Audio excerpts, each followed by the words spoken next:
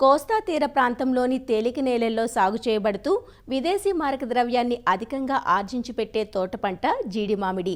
ప్రస్తుతం ఈ తోటలన్నీ పూత పిందె దశలో ఉన్నాయి.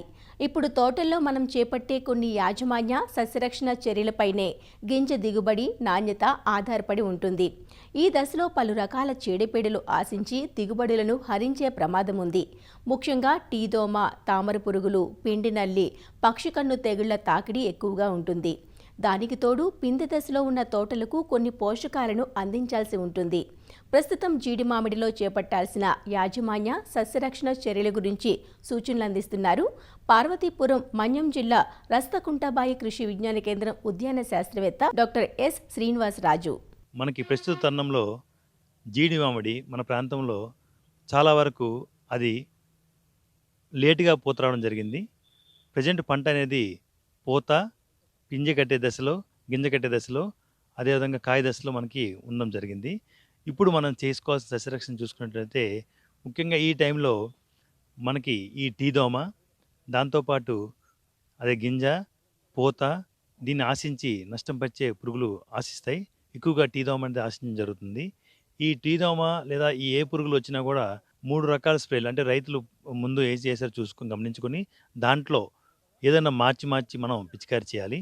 దాంట్లో ఏంటంటే మోనోక్రోటోపాస్ 1.6 ml 1 లీటర్ నీటికి, లేదంటే ప్రొఫెనోఫాస్ అనేది 1 ml 1 లీటర్ నీటికి, క్లోరిపైరిఫస్ అనే మందు 2 ml 1 లీటర్ నీటికి, లాంబ్డా సైలోత్ అనే మందును 0.6 ml 1 లీటర్ నీటికి కలిపి ఏదైనా ఒక తెగులు మందు, ఎందుకంటే తెగుళ్ళు అనేది జీడిమాలు చాలా తక్కువగా ఉంటాయి, అయినప్పటికీ కూడా మ్యాంకోజబ్ కానీ 2 grams 1 లీటర్ నీటికి, లేదంటే కార్బనిజం 1 గ్రామ్ 1 లీటర్ నీటికి, ఈ మందును ఎన్నిట్లో ఏదో ఒక దాన్ని కలిపి మనం పిచికారి చేసుకోవాలి. ఎప్పుడైతే మేము రైతుల క్షేత్రాలకు వెళ్తున్నామో రైతులు తెలియకుండా ఈ పురుగు మందులు వాళ్ళు చెప్తున్న విధంగా ఏం చేస్తున్నారంటే ఈ టీదోమకి ఏం చేస్తున్నారు అంటే లాంబ్డా సైలోత్ అనే మందును థయోమెథాక్సామ్ మందుతో కలిపి పిచికారి చేయడం జరుగుతుంది. ఇది చాలా తప్పు. ఎందుకంటే కంపాటబిలిటీ అనేది ఉందో లేదో మనకి కరెక్ట్గా తెలియదు.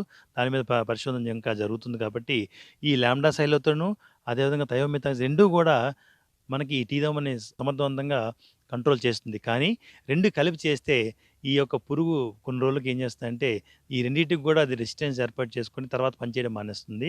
అందుకు రైతు సోదరులు దయచేసి గమనించవలసింది ఏంటంటే టీదోమను ఇంకో ఉధృతి ఎక్కువగా ఉన్నప్పుడు మాత్రమే మనం ఈ లాంబ్డా సైలోత్ను మ్యాంకోజబ్తో కానీ కార్బనిజంతో కలిపి పిచికారీ చేయాలి.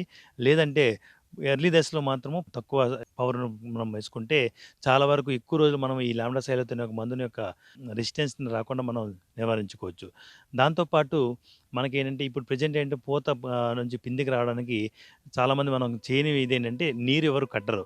కానీ మనం ఈ జీడి మామిడికి 200 లీటర్ల నీళ్లు అనేది ఈ పూత నుంచి పిండి మనం కోసే వరకు దగ్గర 2 నెలల వ్యవధి ఉంటుంది. ఈ 2 నెలల వ్యవధికి సుమారు ప్రతి చెట్టుకి ఒక 200 లీటర్ల నీరు అంటే 15 రోజుల వ్యవధిలో ఒక 30 లీటర్లు, 30 లీటర్లు, 30 లీటర్లు, 30 లీటర్లు ఆ విధంగా మనం ఇచ్చుకుంటూ పోతే చాలా వరకు మంచి పిందె ఏర్పడి మంచి పిండి శాతం అంటే పిండి కట్టే శాతం పెరుగుతుంది, కాయ శాతం పెరుగుతుంది, గింజ బాగా వస్తుంది, పలుకు బాగా వస్తుంది, ఇది దిగుబడి అనేది కూడా పెరుగుతుంది.